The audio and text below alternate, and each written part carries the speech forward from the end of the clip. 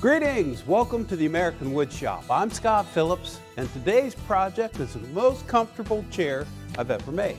And we're going to design it with a hardline, softline look.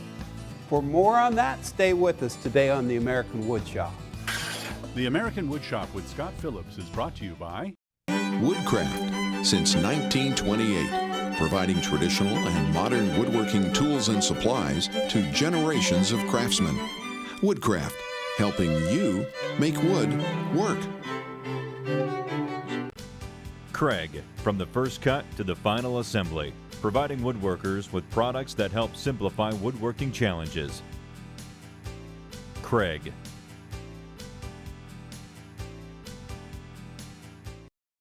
Easy Wood Tools, American-made tools for all skill levels. For every woodworking reason. For every woodworking age. Rycon Power Tools, Pro Tools for tool pros. RyconTools.com, proud supporters of American woodshops everywhere. Today's featured project is a beautiful traditional chair with some modern twists.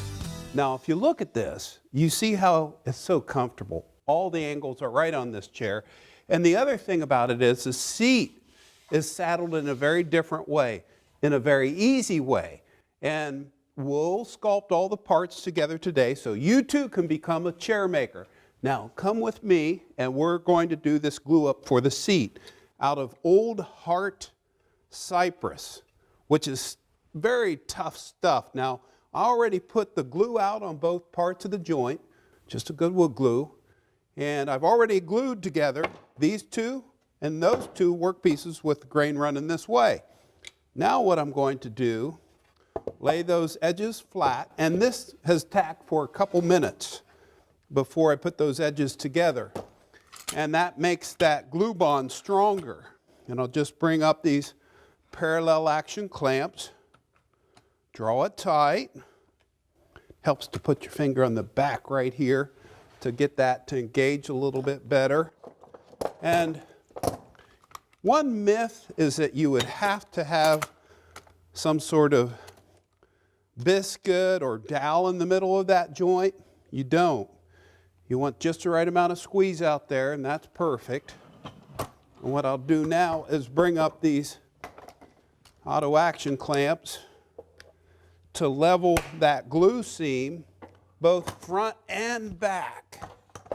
And then I'll let that cure out for a couple hours before we start to bandsaw that and sculpt it. Also that glue seam, if you wait for 20 minutes, come back with a card scraper, it'll peel right off. So that's there to stay. I'll set this out of the way and let's get over to the next process. And that would be, as we can see, we have our glue up for the seat pattern right here. More on all the complex angles that make this so comfortable later. But now, let's look at this. You can see these arrow backs that come to the crest rail. Well, those are sculpted. That's handwork. These long-running posts, 23 inches long when they're finished, those won't be turned round like this. They will have 3 crisp edges and then 1 sculpted edge. And then we have 4 legs. All 4 start out 19 inches long. 2 of these stretchers are 19 long. These are 14.5 long. So let's start from the legs and then get to the stretchers. Now for the legs, we have to cut the tenants. And I have my work pieces right here that I need to mark the center points on. So this is a center finding scale right there. And just mark X's on it. And once I have these lined up, I go to the wood lathe and use the drive spur to mallet in the center point on both ends. Then it's on to turning. To turn, I'm taking the billet that's 1 3/4 inches square, 19 inches long, and ramming in the spurs on the drive spur. This is a spring-loaded sleeve, so it protects your fingers and tools from those driving edges. Handy tool. Have a pilot hole on the other end. The drive spur up and into the headstock, and I match up those malleted marks, advance the ram, that's this, with the live ball bearing center, and I capture this spindle between centers. And then 1.5 inches up is a white line.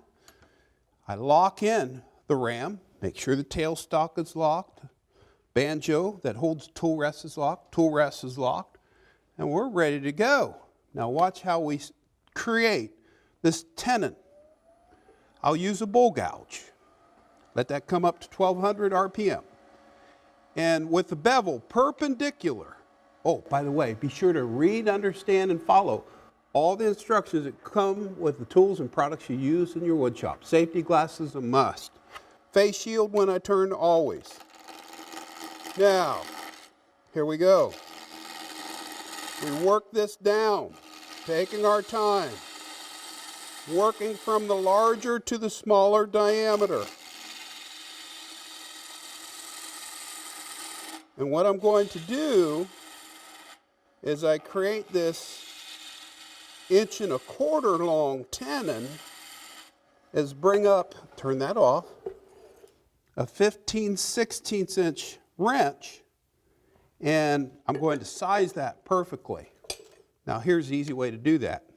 I'm going to use the carbide tip cutter here, straight in, right on center, flat to the tool rest, and I'm going to size that tenon by using the wrench to get a perfect fit. Needs to go down just a hair more. And this is the easiest way to create the perfect tenon for your chair. And once you learn how to master this technique, absolutely all 4 legs get the same treatment. Bring that up to speed. This is a fabulous machine with variable speed controls at your fingertip.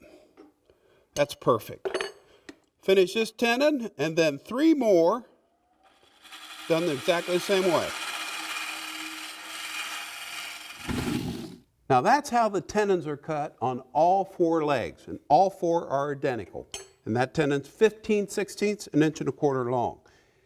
Now the 4 stretchers, I've already got a billet up here that's just a hair over 1.25 inch square.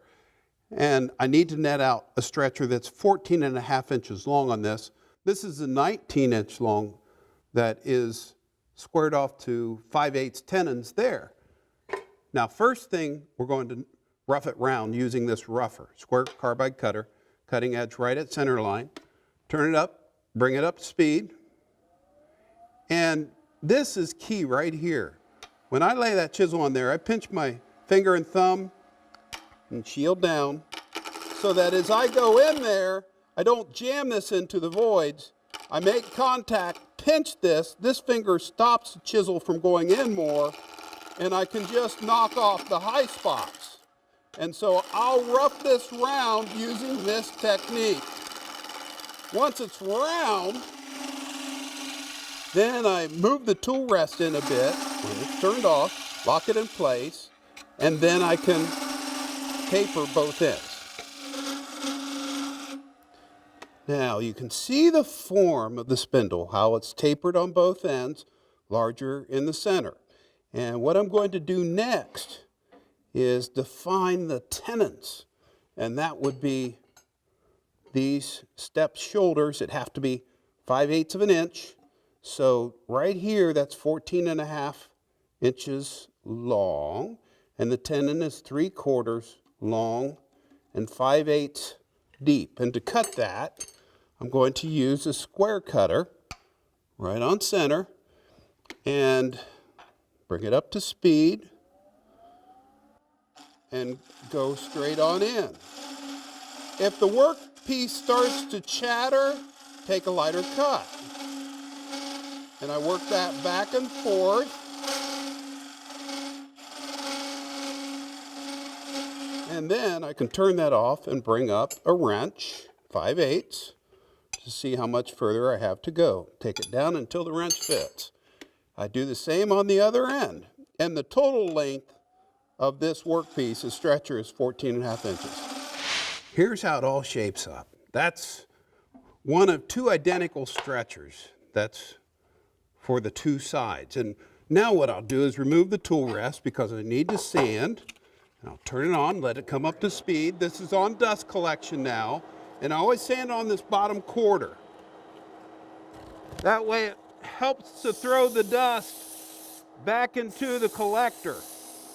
So I'll sand this down, working through 100, 150, and 220. And once it's all sanded to perfection, I'll clean it off and then I'll friction on a tung oil finish and let that dry. And I do all the spindles the same way. Once those are done, then it's on to creating the arrow back work pieces. Let's get set up for that. Hot off the wood lathe, here are the 4 stretchers. Now this is out of ambrosia maple. That's a beetle, and that's the decay mark once that beetle dies. And I really love the color variation that you get in those. And then the 4 identical legs have the 15/16" tenon, 1¼ inch long, stubbed in. You'll see more on how that all works. But the next thing we need on the lathe are 4 arrow backs. Those are for backrests. And to get this done, we'll turn this on.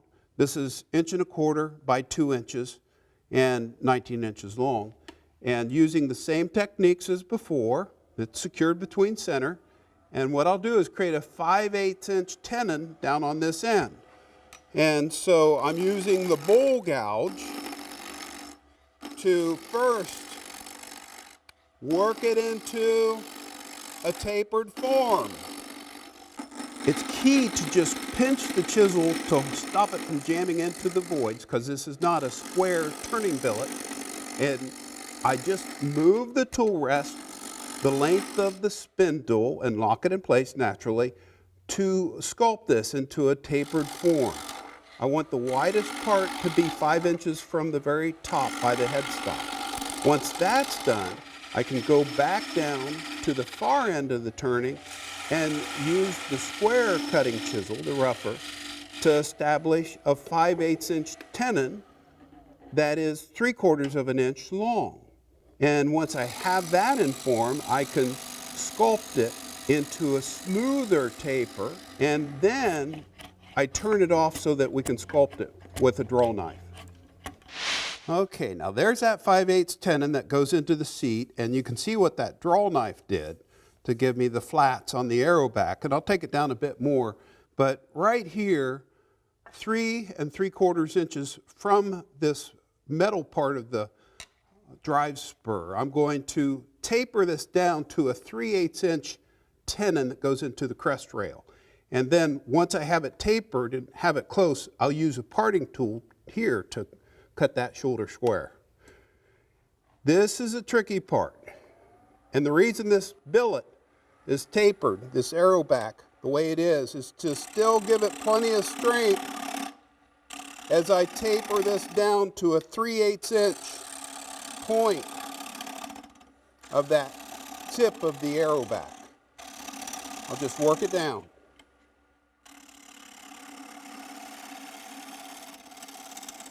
Okay, remember what I said about chatter? When you hear that vibration, take a lighter cut. And this is where it gets interesting, because as you look at this small diameter point of the arrow back, you know, how thin can I go before it gets super fragile? And I would say I'm pretty well there.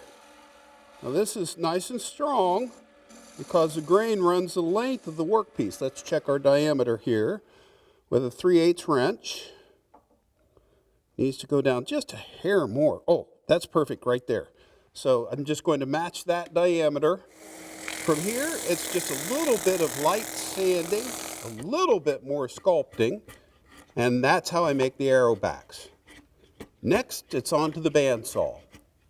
Now that's the turning part. This is the bandsaw part. We need a crest rail. That's mahogany, and I'll need to resaw that down to a 5/8 inch thickness. These are the 2 posts that need to be 23 inches long and an 1 3/8 square. And I'll use this resaw fence on the bandsaw to do that. But here's that glue up out of that old heart cypress. Why cypress? It's very durable outside, so this would be the ultimate porch chair. And I have a pattern here, and this season on Facebook and on the website, what I'm doing is taking photos of this and posting these patterns.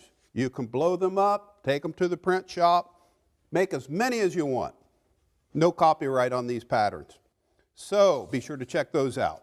And I laid that out on the glue up, and I've already cut out part of it so you can see how this seat form comes together. It's very different. It's not your traditional seat pattern. But once we sculpt this, it really makes the chair because it's so doggone comfortable. So I'll cut this out, staying on the outside edge of the line, and then from there, once this is done, I'll mill the rest of the work pieces. Dust collector on, and let's make those cuts.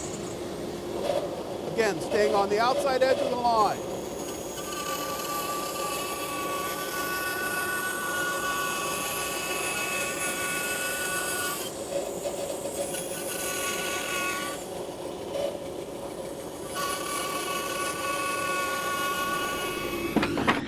So here's a seat pattern laid out, ready to sculpt.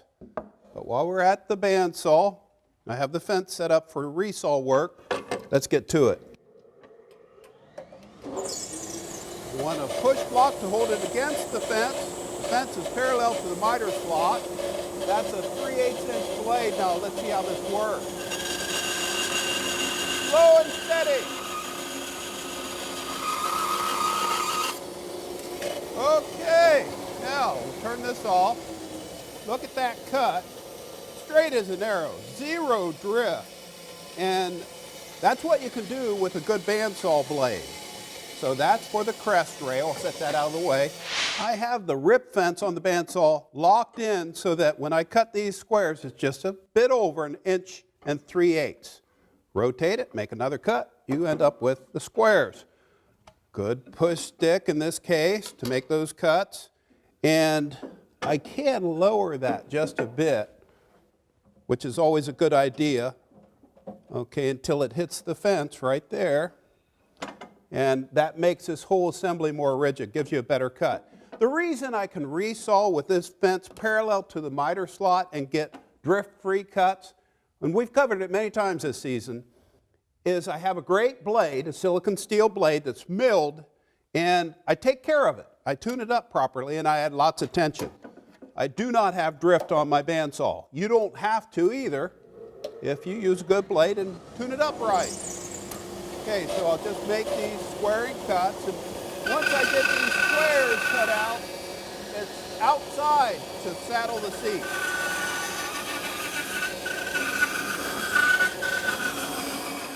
Outside, I've selected the best grain up for my seat board, and I'm just using a quick bench to dog the work piece securely with this front vise and these 4 bench dogs, and that's there to stay. So this is the top of the seat. That's the bottom, that's down. Right in the center, I mark an X. That's the layout. Because as I sculpt this, instead of going forward, I'm going across the grain like this in sweeping motions with this type of cutter. It has carbide teeth on it, 3 of them. And it's got an anti-kickback on it in the rotation of that head, which means you cannot overfeed too aggressively. This is phenomenal, but I always use the guard.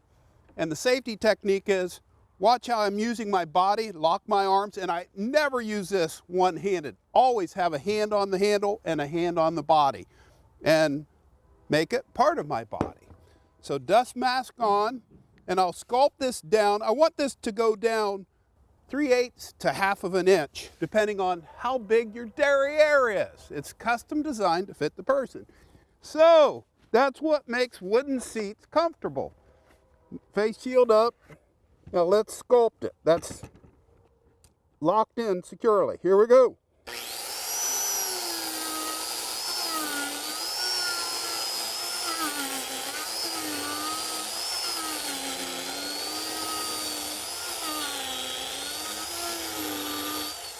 you can see how quickly this works. So I'll sculpt this down. Once I get this done, I'll use another tungsten carbide cutter to float that in and then sand the edges, and that's how you saddle a seat. Nothing could be easier. I've switched cutters to the Holy Galahad. It's a tungsten carbide cutter that will float these rough divots out that this created, and then once I get that sculpted and the edges eased a little bit more, then it's on to sanding.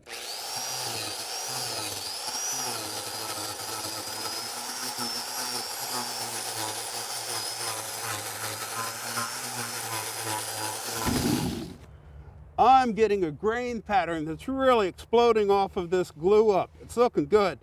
The final thickness right here should be 1 inch to the surface. This is on 1 3/4 material.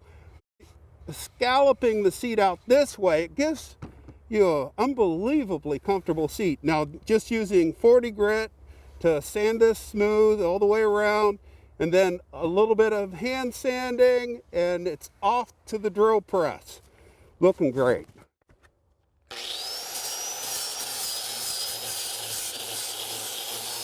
The 4 leg holes in the bottom of the sculpted workpiece are drilled on the drill press with a 15/16 drill bit. And this is just a jig that I use to square up the front edge, and this is a cleat that holds it down. And that gives me something to index to the table of the drill press. Here's the pattern. Again, this photograph will be on our website, and you can pick it up there if you want to make this chair. And this is the bottom, and the bottom is up on the workpiece, and this will locate on the front the 7-degree splayed, which means the legs go out, 0-degree rake on the front, and then the 13-degree splay, 13-degree rake on the back. And here's how that process goes. I screw the top cleat onto the jig, and that secures the workpiece. Then, with the drill press table tilted at 7 degrees, I drill the 2 front leg holes. And then I readjust the table to 13 degrees, use a shim under the jig to give me the rake angle of 13 degrees, and I drill the 2 back holes. Now let's see how that comes together. Once all the compound holes are drilled, it's simply a matter of using wood glue in the mortise only, because this is wicked tight because of using that wrench, and best face out, and that is the best way to do it. And you tap them home right there. And now I'll flip this over so you can see that I drilled the compound holes here as well for the back posts. And that's the left, and that gets glued in, and then the crest rail goes in. And see this carving? I did that earlier simply using a V-cutting tool. More information on that on the website, and I stained it likewise on the website. And then from there I use a bit with an extension to drill the compound holes by sighting down the bit to the base and up to the crest rail. Same idea, to get the right angle for those arrow backs. And then I just piece all the parts together. Now the crest rail itself was cut out on the bandsaw at the angled ends, and then I used a wallpaper steamer to bend it into form, and just a couple of clamps. That takes a couple hours to do. Now I know this technique doesn't look fancy, but using the extension and that spade bit to get a perfect alignment to the center of this hole marked by the blue tape is the best way to go. And gently, I'm going to ease everything together, and everything, when this is drawn tight together and glued, is going to be rock solid. Now flip this over, a bit of sanding, a bit of finish, and we'll get to see the final project. This is outdoor oil, and trust me, it's one of the best outdoor finishes ever. Look at that bald cypress and the ambrosia maple, the mahogany crest rail, and by the way, those mortises were cut using the Domino XL. Just clamp that workpiece securely, and you can make those mortises, in this case, 3.5 inches wide for that crest rail. So there you have it, a beautiful chair, and it fits so good. Now next week it's on to antique repair and restoration. Hope to see you then. Stay well. Get busy in that wood shop. Woodcraft, since 1928, providing traditional and modern woodworking tools and supplies to generations of craftsmen. Woodcraft, helping you make wood work. Craig, from the first cut to the final assembly, providing woodworkers with products that help simplify woodworking challenges. Craig.